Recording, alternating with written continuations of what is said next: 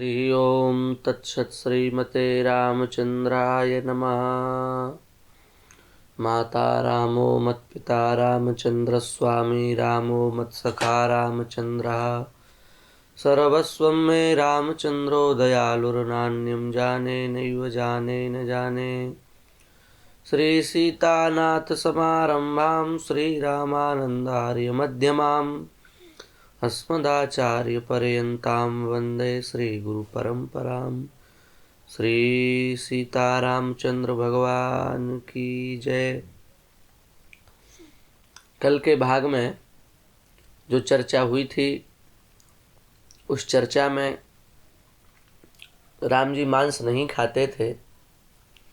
एतद विषयक लगभग 10 प्रमाणों को हमने अलग अलग शास्त्रों से और अलग अलग तर्कों के माध्यम से यथामति सिद्ध किया। अब विधर्मियों के द्वारा और कुतर्कियों के द्वारा, जो कुतार्किक हैं उनके द्वारा श्रीमद् वाल्मीकि रामायण को लेकर के कुछ 2-4 आक्षेप किए जाते हैं, जिनसे वो यह सिद्ध करना चाहते हैं कि राम जी मांस खाते थे। उन कुतर्कों पर भी, उन बिंदुओं पर भी ध्यान दिया और वो तो 1-2 ही बताते हैं, लगभग 8-10 ऐसे हमने श्रीमद् वाल्मीकि रामायण से प्रमाण खोजे जिनसे ऐसी बातें सिद्ध होती हैं। सामान्य दृष्टिकोण से देखने पर, भ्रामक दृष्टिकोण से देखने पर ऐसी बातें कुछ मात्रा में सिद्ध होती हैं। उन बातों पर विचार किया तो जो विधर्मियों अथवा कुतर्कियों के द्वारा स्थल दिए जाते हैं उसमें जो कुछ उनके द्वारा तर्क प्रस्तुत किए जाते हैं, उन स्थलों पर जब हम देखेंगे और आपको सुनकर आश्चर्य होगा, कुछ टीकाकार भी राम जी के मांस भक्षण का समर्थन करने से नहीं चूके। वाल्मीकि रामायण, तो इन सब बातों को ध्यान देते हुए इस पर वास्तविक क्या उत्तर होना चाहिए इसका विचार किया। और पंडित श्री वंशीधर शिव सहाय जी, जिन्होंने रामायण की शिरोमणि टीका लिखी है, उनकी टीका के आधार पर और अन्य प्रमाणों के आधार पर एक कुछ संग्रह किया है, उसी को हम आपके सामने प्रस्तुत करेंगे। सबसे पहला जो कुतर्क इन लोगों के द्वारा दिया जाता है, अयोध्या कांड के 20वें सर्ग के 29वें श्लोक को लेकर के दिया जाता है। 14 ही वर्षाणि वत्स्यामि विजने वने मधुमूल फलैर्जीवन हित्वा मुनिवदामिषम्। ये श्लोक है और इस श्लोक का सामान्य रूप से जो अर्थ किया जाता है वो 14 ही वर्षाणि वत्स्यामि विजने वने। कौशल्या से भगवान श्री राम जी कह रहे हैं, माता कौशल्या से भगवान श्री राम जब वन जाने का निश्चय हो गया तब कह रहे हैं कि हे माता, मैं 14 वर्ष वत्स्यामि विजने वने, वन में निवास करूंगा और वन में निवास करके मधुमूल फलैर जीवन, कंदमूल फल के द्वारा अपना निर्वाह करूंगा, घर द्वार छोड़ दूंगा, मुनिवत, मुनियों के समान मैं निवास करूंगा। आमिषम, यही आमिष शब्द को लेकर के विधर्मी आक्षेप करते हैं। अब वो कहते हैं कि राम जी प्रतिज्ञा कर रहे हैं कि मुनियों के समान मैं रहूंगा और आमिषम, आमिष का भक्षण करके मैं रहूंगा, ऐसा वो कुतर्क करते हैं। अब आमिष शब्द का अर्थ ये लोग मांस करते हैं।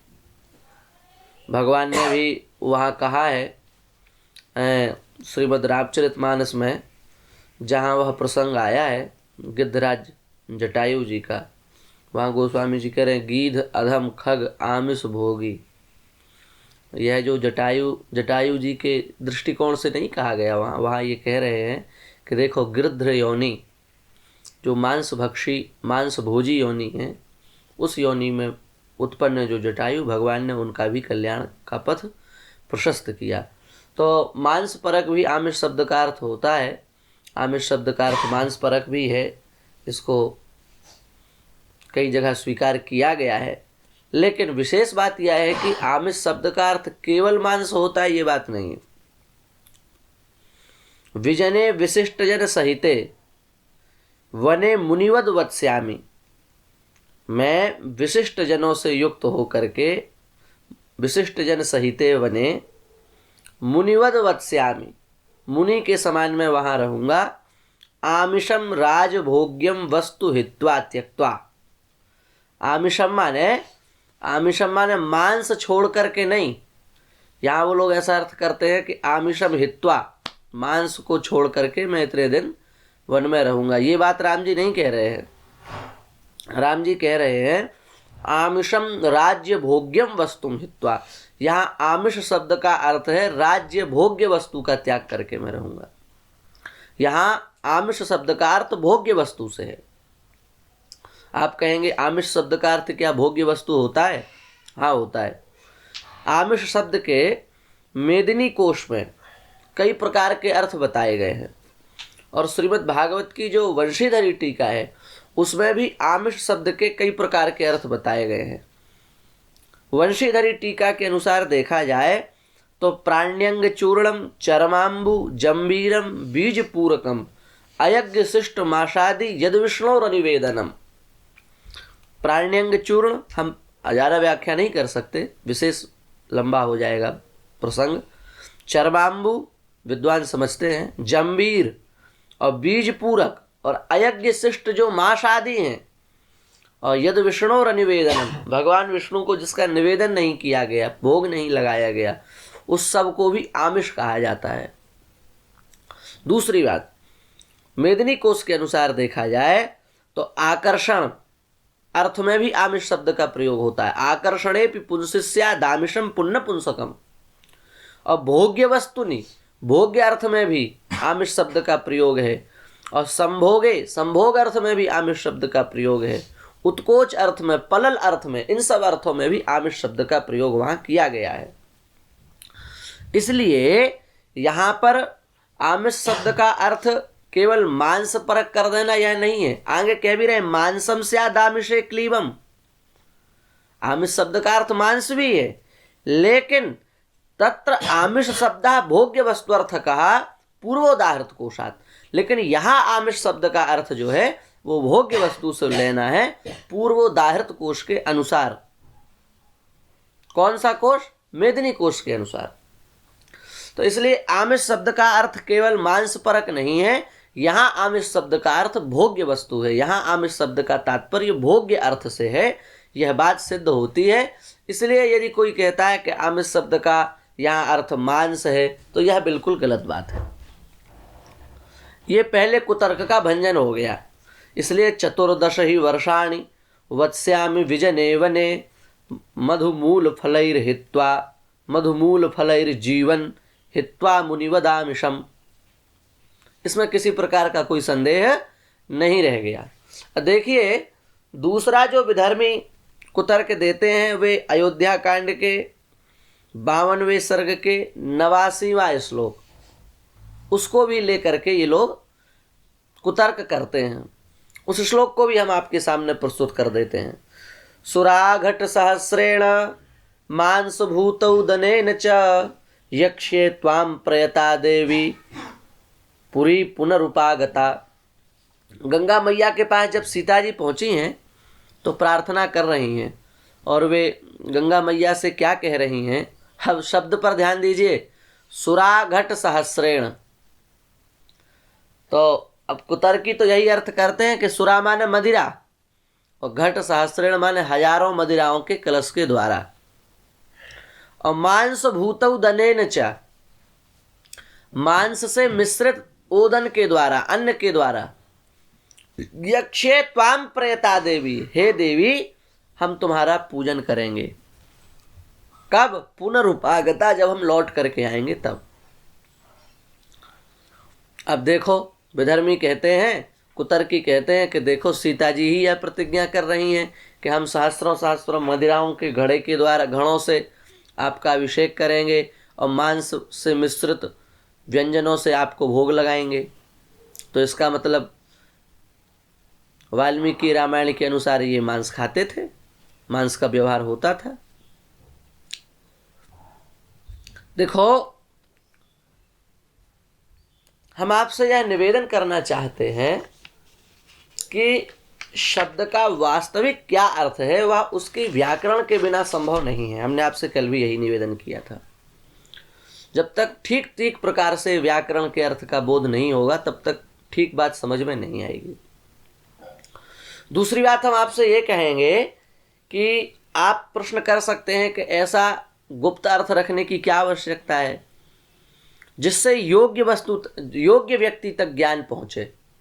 इसलिए हमारे ऋषि मुनि कुछ ऐसे श्लोक डाल देते थे जिनका अर्थ सामान्य रूप से नहीं लग सकता, जो परंपरागत पढ़ेंगे उन्हीं को लगेगा, इसलिए अयोग्य व्यक्ति तक ज्ञान नहीं जाएगा। महाभारत में कितने ऐसे श्लोक हैं जिनका अर्थ सामान्य रूप से लगाओगे तो नहीं लगेगा। प्रचलित श्लोक ही है, हनुमता हता रामा सीता हर्षमुपागतः। अब इसका आप सीधा सीधा अर्थ करोगे तो क्या होगा, हनुमान जी ने राम जी को मार दिया, सीता जी प्रसन्न हो गई। लेकिन क्या ऐसा हो सकता है? तो ऐसे श्लोक क्यों रखे जिससे सामान्य व्यक्ति, जो अयोग्य व्यक्ति, अपात्र व्यक्ति, वो न उसको पढ़ सके, इसलिए ऐसा किया गया। वैसा ही यहां है। सुराघट सहस्त्रेण का अर्थ ये नहीं है कि हजारों मदिराओं के कलश चढ़ाएंगे, और मांस भूत दनेन चा का भी यह अर्थ नहीं है कि हम मांस से मिश्रित अन्न का भोग लगाएंगे। अरे भाई, जो श्री सीता जी चित्र में भी बंदर को देख लें, प्रत्यक्ष नहीं, चित्र में बंदर को देख लें, डर जाती हैं, वो मांस से देवी मैया का पूजन करेंगी। सिय बन बसहि तात की भांति, चित्र लिखित कपि देख डराती। चित्र लिखित बंदर को देख करके डर जाती हैं। उनके संबंध में ऐसी कल्पना करना कितना मूर्खतापूर्ण, हास्यास्पद कार्य है। तो आप कहोगे फिर क्या अर्थ करेंगे इसका आप, सुराघट सहस्त्रेण का, मांस भूतौ दनेन च का क्या अर्थ करेंगे आप? देखो, सुराघट का यहां अर्थ है सुर अर्थात देवता, और घट माने उनको, घट शब्द का अर्थ यहां प्राप्ति है, और आ शब्द का अर्थ नहीं है, अघट अर्थात देवताओं को भी जिन पदार्थों की उपलब्धि नहीं होती, उन देव दुर्लभ पदार्थों से हम आपका पूजन करेंगे, ये यहां अर्थ है। सुरेषु देवेषु न घटन्ते न संति इति सुराघट सहस्त्रः, तेन सुराघट सहस्त्रेण।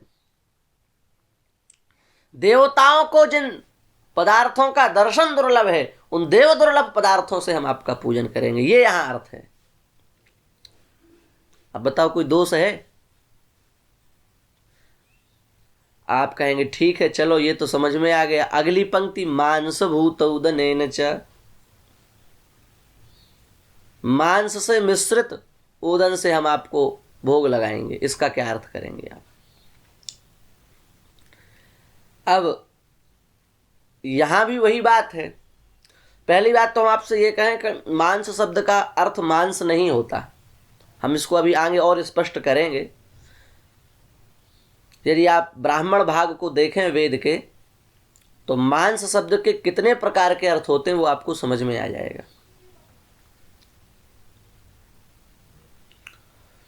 पर फिर भी यदि यहां मांस शब्द से आप मांस ही अभिप्रेत करते हैं, तो भी व्याकरण की दृष्टि से मांस शब्द में दो शब्द हैं, मां और अंश।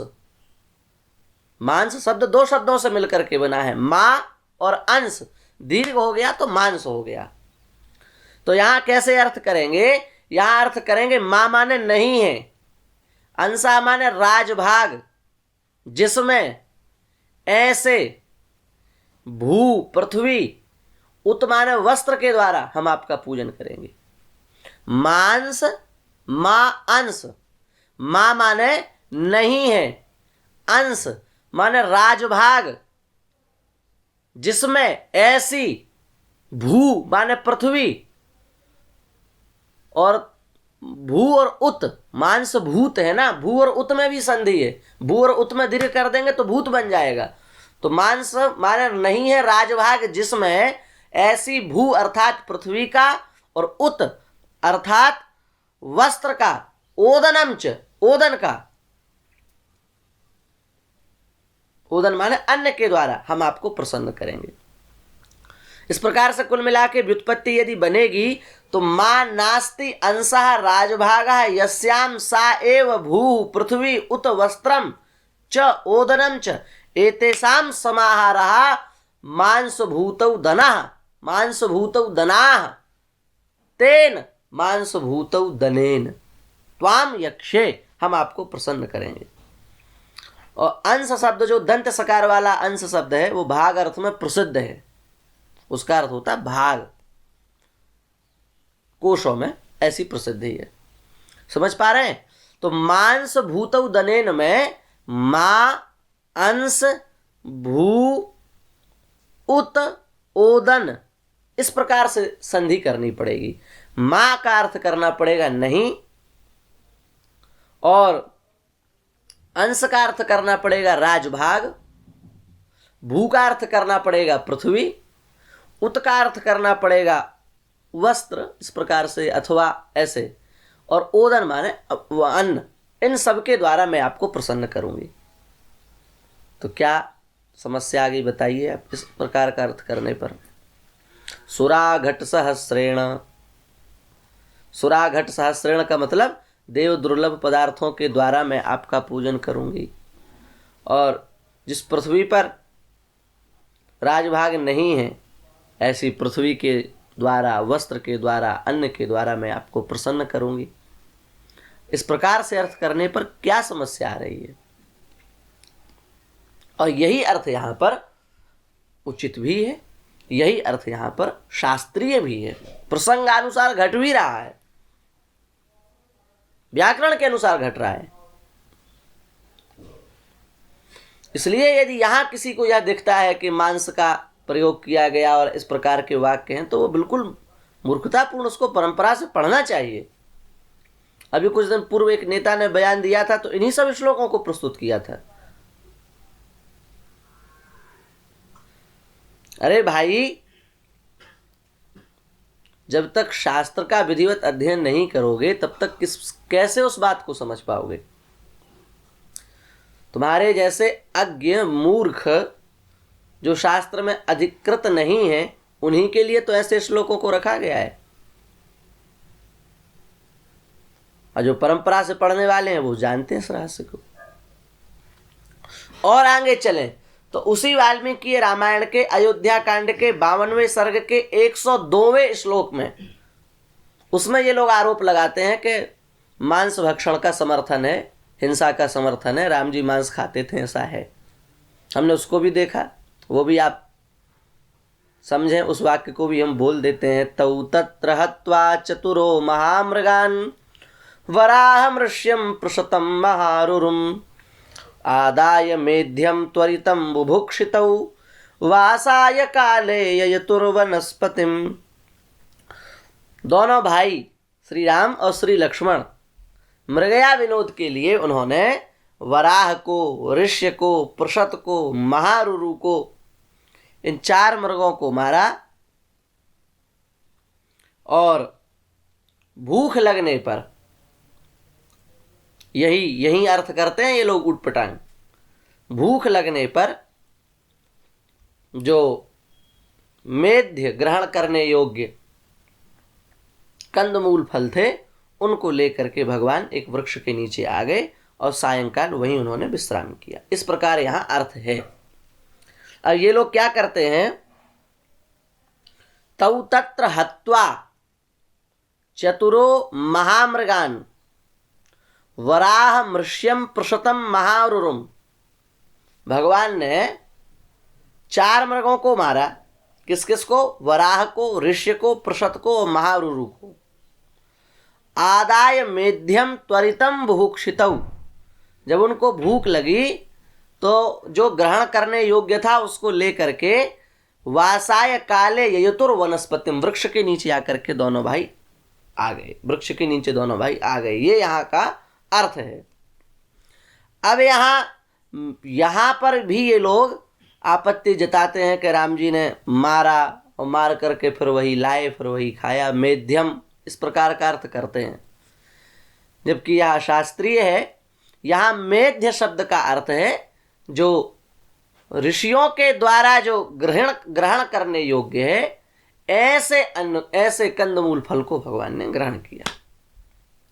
अभी क्या है कि उसके बिल्कुल समीप में है ना कि मारा और मार करके तत्काल ग्रहण किया, तो इससे ऐसा लगता है कि जैसे भगवान ने उन्हीं के मांस का ग्रहण किया होगा भोजन के रूप में, पर ऐसा अर्थ नहीं है।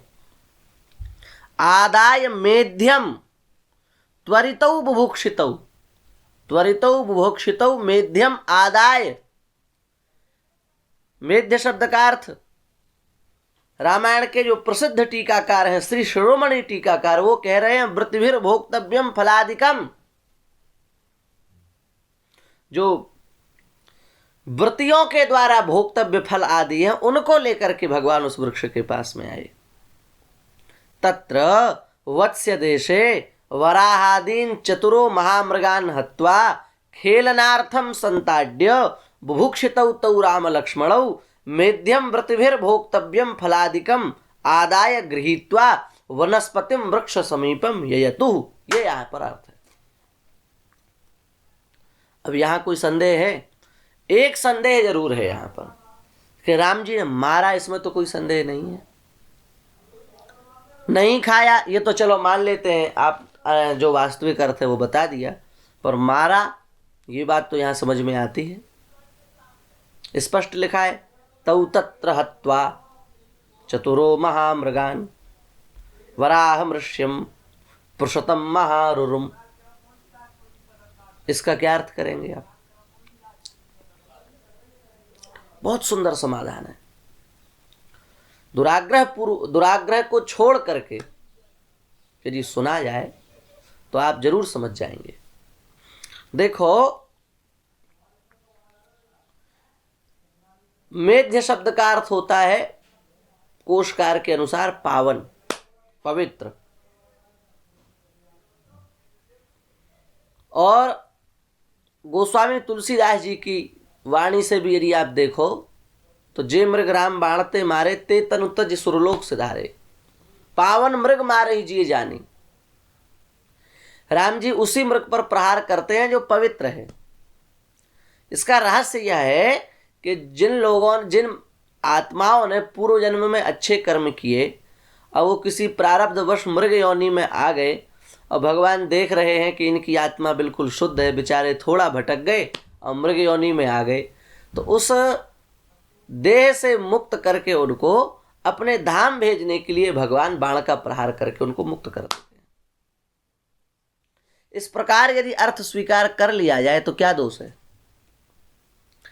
जिन मृग के अंदर जिनकी आत्मा विशुद्ध है, मृग तो बाहर से है, वस्तुतः सब आत्मस्वरूप हैं, तो उस आत्मा को पवित्र जान करके भगवान बाण का प्रहार करते हैं और वो अपने शरीर को छोड़ देते हैं और शरीर को छोड़ करके भगवत धाम के अधिकारी हो जाते हैं। ये यहां भाव है मारने का। अब हम लोग यदि हिंसा करेंगे तो क्या हम जान पाएंगे किसकी आत्मा शुद्ध है, किसकी नहीं है, कौन भगवान के धाम जाने योग्य है, कौन नहीं है? तो जब हम उस बात को नहीं जान सकते हैं तो फिर हम किस प्रकार हिंसा करेंगे? नहीं कर सकते। दूसरी बात समझो, जिन मृगों के चर्म का मृग चर्म के रूप में अथवा किसी भी प्रकार के रूप में पवित्र कृत्यों में उपयोग हो सकता है, उन मृगों को भगवान मारते हैं। और मृगों को मार करके वे तो भगवान के धाम चले गए और उनके जो पवित्र चर्म हैं वो ऋषि मुनियों के उपयोग में आ जाते हैं। इस प्रकार यदि बात समझ ली जाए तो भी कोई दोष नहीं है। और ध्यान दीजिए पंडित जी, और हम आपको एक बहुत अच्छी बात कहें, कृष्णसार, कस्तूरी मृग, काले मृग, ये कुछ इस प्रकार के विशेष मृग होते थे प्राचीन काल में, और वर्तमान में भी शायद कहीं मिलते हो तो भगवान जाने, हमको इतना तो ज्ञान है नहीं।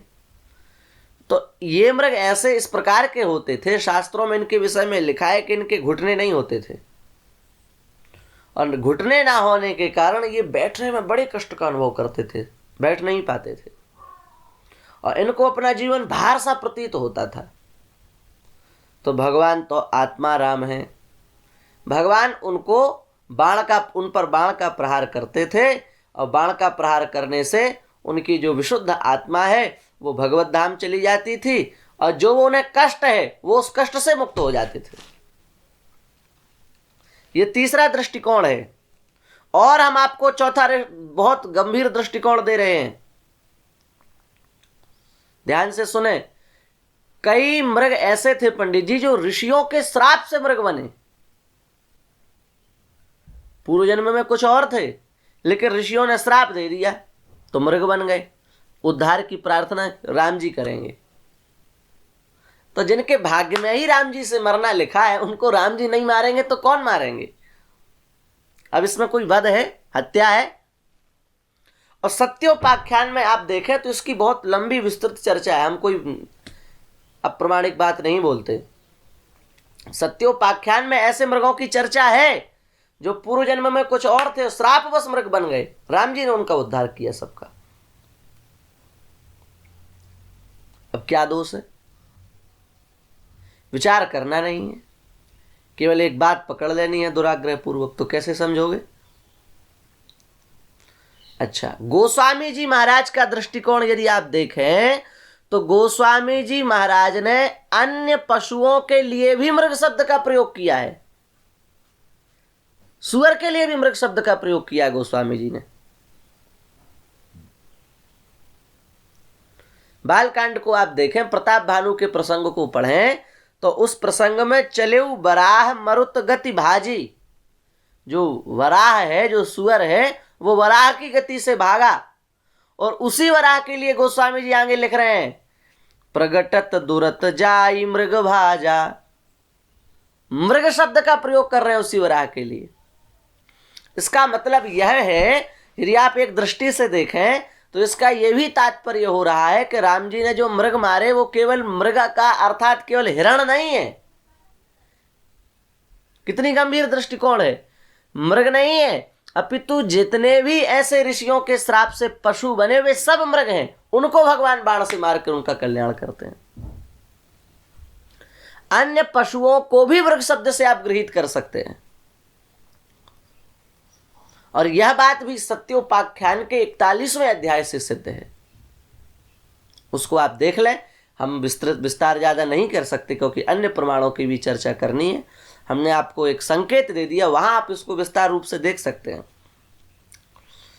बिल्व नाम का एक गंधर्व था, वो ऋषि के श्राप से भैंसा के रूप में प्रकट हुआ और भगवान ने उसका वध करके उसको अपने धाम का अधिकारी बनाया। वो क्या है? वो मृग ही तो है। 46वें अध्याय में आप सत्योपाख्यान के देखें तो शूकर सिंह को मारा। कहने का तात्पर्य यह है कि ऋषि मुनियों के श्राप से जो इस प्रकार की योनि में आए, भगवान ने उनको मार करके उनका उद्धार किया। और ये तो 5 भाव हो गए।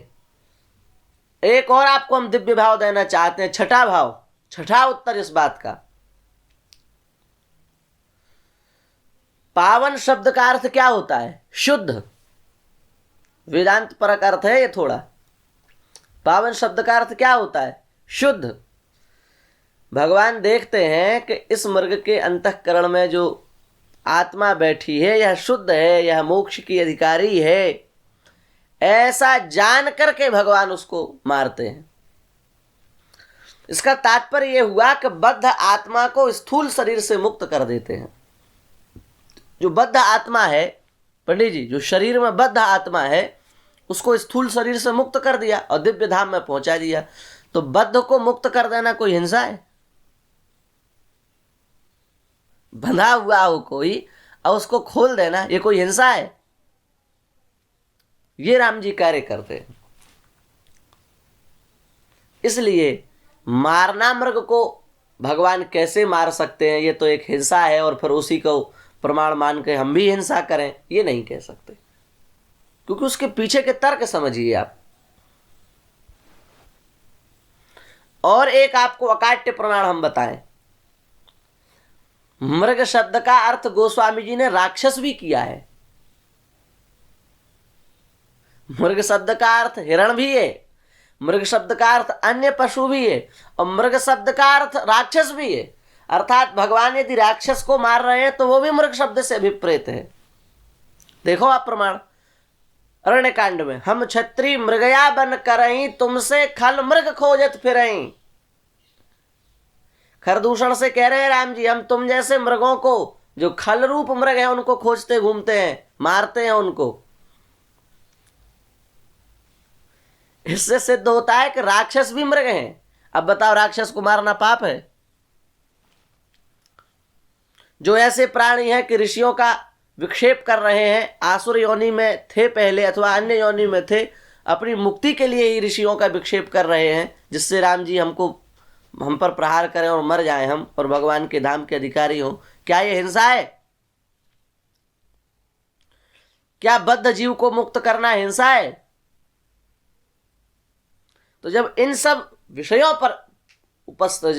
विषयों पर दृष्टि नहीं है, तो केवल ये कह देना का राम जी तो हिरण को मारते थे, ये करते थे, वो करते थे और हिंसा करते थे, ये बिल्कुल गलत है। और हम एक आपको दृष्टिकोण दे रहे हैं, जो हमने आपको भी दिया, कि मांस शब्द का अर्थ केवल मांस नहीं है। ब्राह्मण ग्रंथों का अध्ययन करो, पिसा हुआ आटा जौ का और पिसा हुआ गेहूं का आटा, इन दोनों को जब घी में सेका जाता है पीठी बना करके, उसको भी मांस कहा जाता है ब्राह्मण भाग में। अब बताओ, ऐसी कई परिभाषाएं हैं, 8-10 वहां मांस शब्द के अलग अलग अर्थ बताए गए। वृक्ष के गूदे को भी मांस कहते हैं। अब बताइए, इसलिए अर्थ का अनर्थ करने से कोई लाभ नहीं है। यह भी आपने जो कुतर्क किया, इसका खंडन हो गया। अभी एक और इनका बड़ा खतरनाक कुतर्क है।